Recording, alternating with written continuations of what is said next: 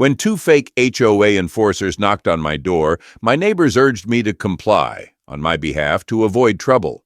At first, I thought it was just petty HOA nonsense, but my instincts said otherwise. Years in the FBI taught me to trust that feeling. Before we dive into this intense story, we have a small favor to ask. Drop a comment below and tell us where you're watching from. It's always incredible to see how far our stories reach. Thank you so much. Now let's dive in. They pounded on my front door like they had a battering ram and a court order. For a split second, old instincts kicked in and I almost forgot who I was. But my pulse quickened, my mind raced, and then it all came rushing back. I was Nathan Caldwell, director of the FBI. Decades of high-stakes investigations, undercover ops, and federal raids had hardened me to situations like this. Yet something about these so-called HOA police clobbering my door felt off. I had lived in dozens of neighborhoods across the country during my career. Never, not once, had I encountered an HOA with its own enforcement squad. So why the hell were these two guys standing on my porch like they were here to serve a warrant? I moved to the door, stepping around half-assembled furniture and unpacked boxes. I'd been in this neighborhood for less than a month, a lifetime for an FBI director, but barely a blink for a suburban transplant. This was supposed to be my quiet retreat before retirement, yet here I was, facing down two uniformed strangers who looked like they had walked straight out of a knockoff police academy. I pulled the door open. Two men stood stiffly before me, dressed in pressed Navy uniforms with shiny gold emblems on their chests that read Neighborhood Enforcement. One was short and barrel-chested, his salt and pepper mustache trimmed with military precision. The other was tall and gaunt, his wire-framed glasses perched on a sharp nose. They had the rigid postures of men trying too hard to look official. I gave them a slow, unreadable glance, my mind already dissecting 1,000 possible scenarios. "Can I help you?" I asked, keeping my tone light, almost polite. Never show aggression first. People get defensive. People make mistakes when they think they're in control. The tall one straightened his glasses and cleared his throat. His voice was thin, almost rehearsed. "We're from the HOA police," he announced. I had to physically stop myself from laughing. HOA police? I'd arrested cartel bosses. I'd taken down white-collar criminals who stole billions. And now some fake cops were standing at my door talking about HOA violations. I kept my face neutral. The mustached one chimed in, his voice gravelly and self-important. "We've received multiple complaints about your non-compliance with neighborhood regulations. This is a formal warning." My brows lifted slightly. "Non-compliance?" I echoed, crossing my arms. "Your yard maintenance is not up to community standards," the tall one said with forced confidence. Now I did laugh, just once. I'd just moved in. The grass was barely 2 inches tall, and even if it wasn't, since when did the HOA dispatch uniformed officers to shake people down about their lawns? I gave them a slow, assessing glance, my instincts tingling. Something was wrong. These guys were trying too hard to seem legitimate. The badges on their chests were too shiny, too large. The lettering looked like it had been printed at a kiosk in the mall. Their movements were stiff, unnatural, like they weren't just acting with authority, like they were playing dress-up. And unfortunately for them, I don't scare easy. The first threat. "Formal warning, you say?" I mused, my voice calm. "That sounds serious." "It is," Mustache Man said, puffing his chest out slightly. "We're authorized to issue citations, fines, and, if necessary, proceed with enforcement." Proceed with enforcement? That was interesting. Most HOAs send politely passive-aggressive letters or emails. They don't dispatch uniformed enforcers to shake down new residents. This felt staged. A performance. I nodded thoughtfully.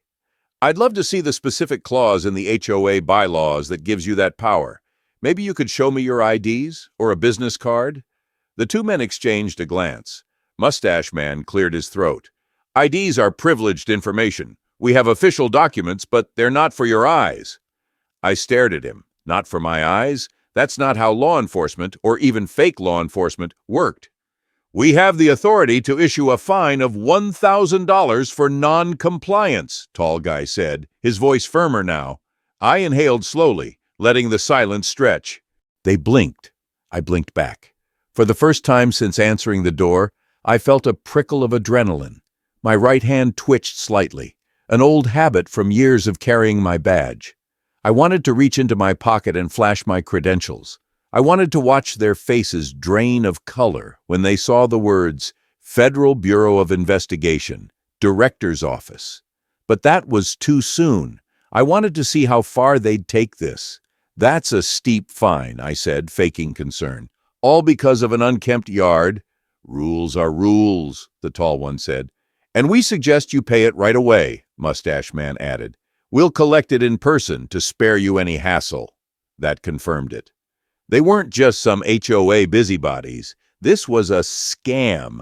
And not just any scam, an in-person shakedown. They were hoping I was some gullible retiree, easily intimidated by their fake uniforms and fake authority. Leaning against the doorframe, I kept my cards close. "Why don't we do this by the book?" I suggested, tilting my head. "I want to confirm everything with the HOA board. Could you wait here while I grab the official community guidelines?" The mustached man cut me off sharply. "We're not here to debate the bylaws," he snapped. "We're here to enforce them. Failure to comply will result in immediate suspension of your community privileges." I raised an eyebrow. "Community privileges?" Tall guy smirked slightly. "And possible arrest." That's when I knew. These guys weren't just here for a quick payday. They were testing something, testing me. My patience was wearing thin. I let out a casual breath. "That's interesting," I said, stepping back inside. "Let me grab my checkbook real quick." I shut the door before they could respond. Then, I turned down the hallway toward my home office. Not for a checkbook, for my real badge. These guys had no idea what they'd just walked into. The moment the door clicked shut, my posture shifted. The relaxed retiree act? Gone. Now, I was Director Nathan Caldwell, FBI. I moved quickly down the hallway, stepping into my office. A small room still cluttered with boxes, framed awards, and classified case files. Against the far wall stood a sturdy metal filing cabinet, still locked from the move. Inside were years of federal documents, sealed intelligence files, and my badge. I pulled open the drawer and reached for my battered leather credential case. The second I held it, that familiar weight in my hands, something clicked in my brain. The adrenaline, the instinct, the hunt. I had spent decades tracking criminals, infiltrating organizations, and exposing corruption. And these two idiots thought they could scam me with a fake HOA uniform? My fingers hovered over my service weapon, locked in the cabinet. I hesitated. No, not yet. If these guys were armed, I'd deal with it. But if I stepped outside brandishing a gun, it would escalate things too fast. I needed them to talk. I needed evidence. I grabbed my phone off my desk and flipped on the camera, switching it to record mode. I exhaled slowly, the faint hum of old instincts settling in my bones. Then I headed back to the front door. I cracked it open just enough to see them. They were still standing there, shifting slightly, exchanging impatient glances. The mustached man tapped his foot. He was nervous. The tall one wiped a bead of sweat from his temple. They weren't just waiting. They were stalling. For what? Backup? A getaway car? Or were they testing me, trying to see if I'd cave and just hand over the money? Either way, I was about to ruin their plans. "Sorry to keep you waiting," I said casually. "I couldn't find my checkbook. Maybe we can set up an electronic transfer?"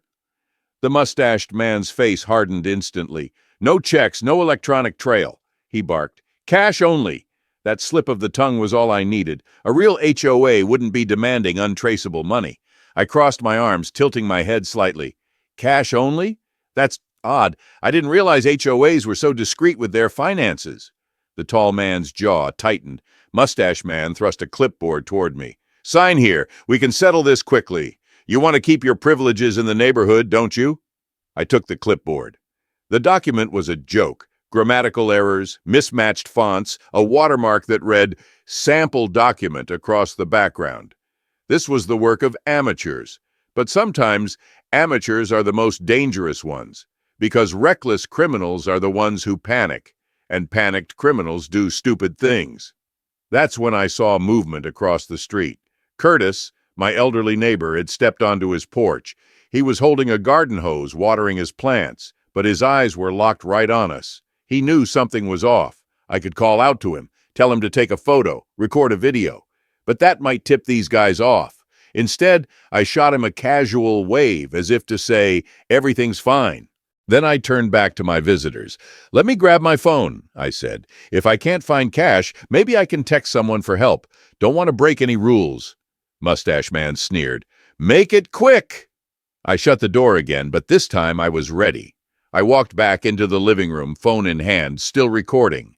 I had everything I needed. Their faces, their phony uniforms, their fake contract, their demands for cash. It was enough to press charges.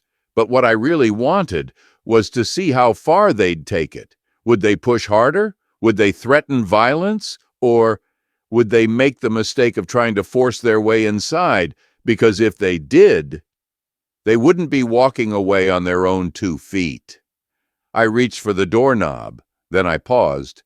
Do they have real handcuffs? Are they armed? The thought flashed through my mind. This could go sideways fast. I took a slow breath, pushing the door open. The 2 men glared at me, shifting impatiently. We don't have all day, the tall one snapped. That's when I made my move. I flipped open my badge. Federal Bureau of Investigation, Director's Office. My voice was low, steady, and lethal. You want to arrest me? I asked. An FBI director? You're going to have to try a whole lot harder than that. Their reactions were priceless. Wide eyes, parted lips, all the bravado bled from their faces in an instant. They froze, as if the ground had just cracked beneath them. Mustache Man clenched his fists so tightly his knuckles went white. The tall one visibly swallowed. Nobody said anything about the FBI, he muttered under his breath. He was trying to mask his panic, but his voice quivered. We're just doing our job, he tried again. I smirked. If by job you mean impersonating officers and threatening residents with phony arrests, then yeah, you're doing a hell of a job. Silence. I took 1 step forward. Put your hands where I can see them. The mustached man's face twitched. Listen, we can explain. I'll bet you can. My voice was calm, controlled. There's a local police station just a few miles from here. We can have a friendly conversation there. I'm sure the detective on duty would love to hear your story. A bead of sweat rolled down Mustache Man's brow. He darted a glance at his partner. That was his mistake. Because in that split second, they both made their move. Mustache Man lunged. Tall guy turned and bolted. I barely had time to react before they were sprinting down the street. I cursed, pushing off the porch, chasing after them. Across the street, Curtis was already dialing 911. The 2 men ran toward the end of the cul-de-sac, where a battered sedan was parked. The engine was running. A 3rd person was in the driver's seat, a woman. She revved the car anxiously, the whole vehicle bouncing on its worn suspension. The men scrambled in. The car peeled out, tires screeching as it blew past a stop sign. I barely caught a glimpse of the license plate, J4C something. Not a lot to go on, but it was a start. I stopped, breathing hard, watching as their taillights disappeared around the bend. This wasn't over, not by a long shot. I stood in the middle of the street watching the taillights disappear into the night. They thought they'd gotten away. They had no idea who they were dealing with. My pulse was steady, my breathing even. The old instincts, the ones I thought had faded when I retired from the FBI, roared back to life. I turned to Curtis, who was still standing on his porch, phone pressed to his ear. They're gone, he said breathlessly, lowering the phone. 911 has a unit on the way, but they said it'll take a few minutes. Good, I said. We're going to need a bolo on that car. Curtis squinted at me. A what? I held up a hand, already unlocking my phone with the other. I swiped to the camera app, replaying the video I'd recorded of the whole encounter. There, the battered sedan, a grainy but clear enough shot of the rear plate. J4C something. Maybe with a few digital enhancements, I could fill in the blanks. I tapped into my encrypted contacts and sent the raw footage to a familiar number, Detective Alvarez.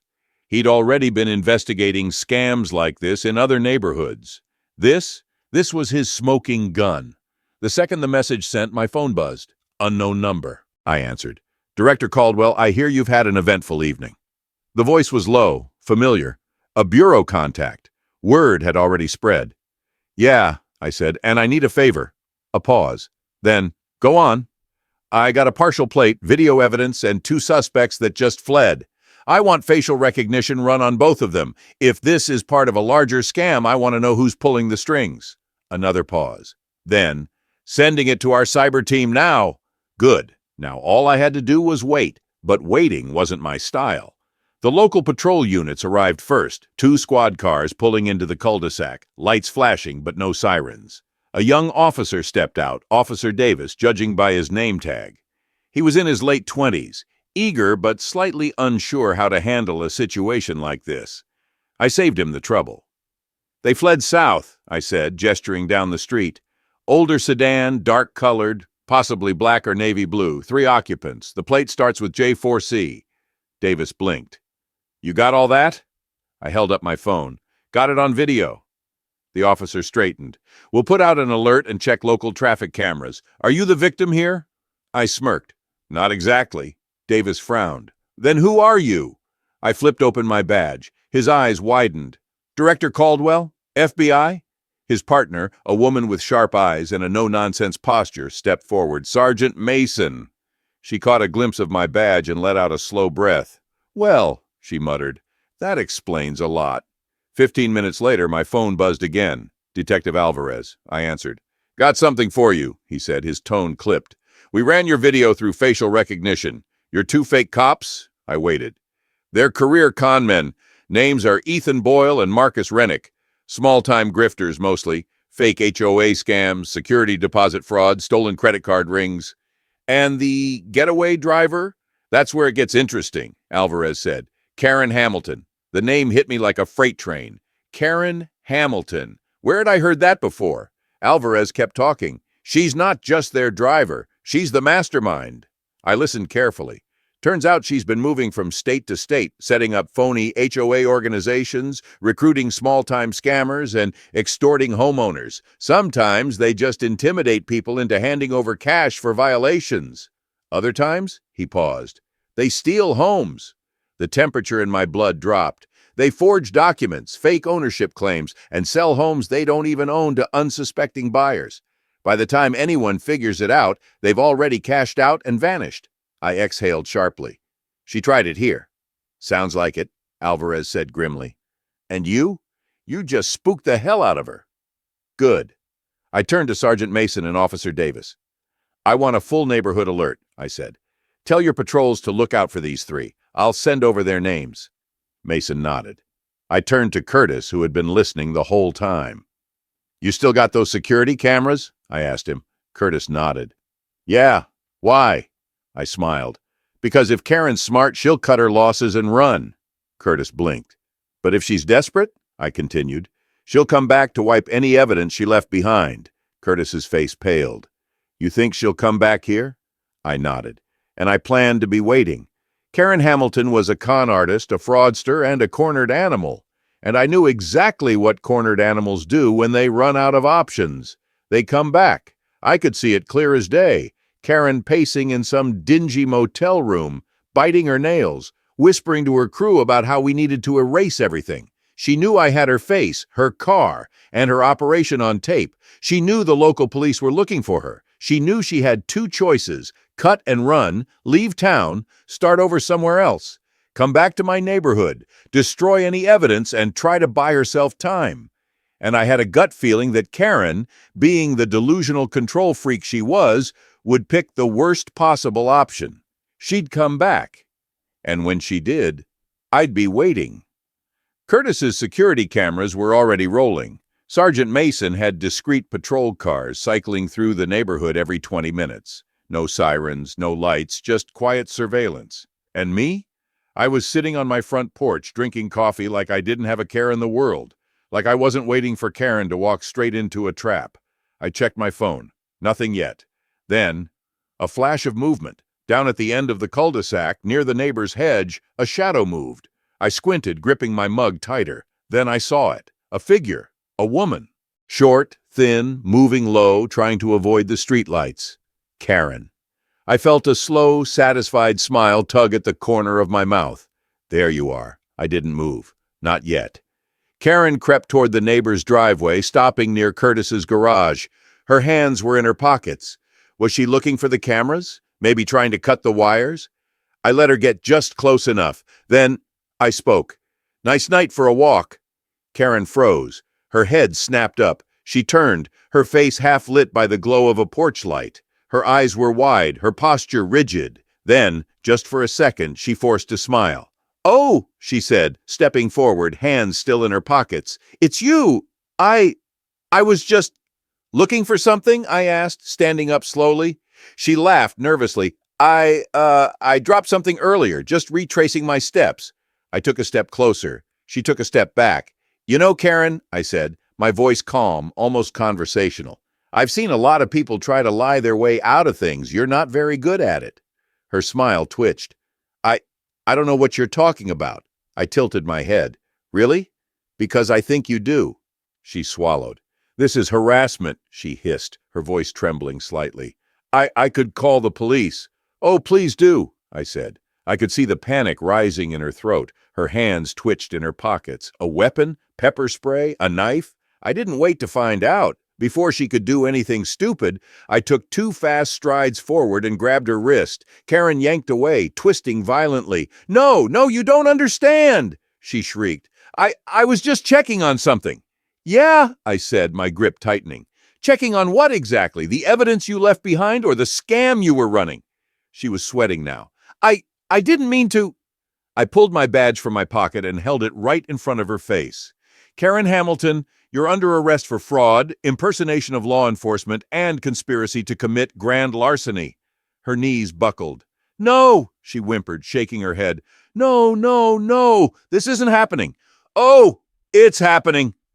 Flashing red and blue lights flooded the street. Karen spun, her face going slack as the patrol cars pulled up, tires screeching slightly against the pavement. Sergeant Mason stepped out, her gun drawn. "Hands where I can see them, Karen," she ordered. Karen screamed in frustration. "This isn't fair! You don't understand!" I twisted her wrists behind her back, snapping on the cuffs. She kept thrashing, kicking wildly, but she wasn't going anywhere. "You're making a huge mistake," she shrieked. "I was trying to help this community." I just shook my head. "No, Karen," I muttered. "You were trying to control it." She screamed again, her voice cracking, but no one cared. She was done. Game over. Karen wasn't just some small-time fraudster. Once the investigation unfolded, the full scale of her scam became clear. She had set up fake HOA organizations in multiple states. She had forged property documents to steal homes. She had been running intimidation rackets, using fake neighborhood enforcers to bully residents. And this time, she didn't just get a slap on the wrist. Karen was looking at federal charges: fraud, identity theft, forgery, grand larceny. She was done for good.